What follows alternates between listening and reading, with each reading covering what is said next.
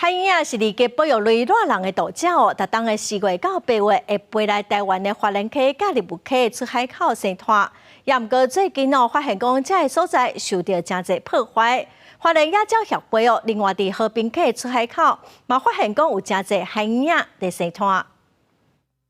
这是华人上北边的和平海沙堡，伫应顶馆咧找食的鸟啊，是为纽西兰甲澳洲来的日籍保育类的独鸟小燕鸥。从去年开始，因选择伫这片海沙堡啊生团，主要原因就是因为这无任何的干扰。它那个地方是在一个堤防外面，就是很高的堤防，所以一般的人比较进不去，那沙滩车也进不去，所以它的人为干扰会相对的来说，像比利乌溪口来的会更少一点点。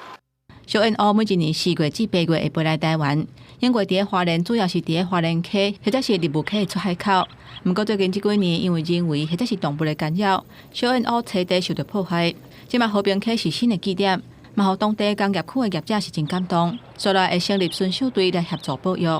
那因为和平电厂跟和平港的阻隔，非常意外的造就了一个小燕鸥很安全的一个孵育的处所。而志工巡守队的成员，我们更结合了我们场内的这些包商朋友们，一同来参与。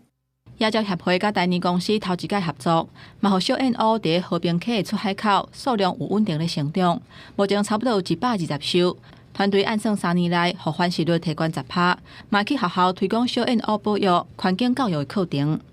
公司新闻华联报道。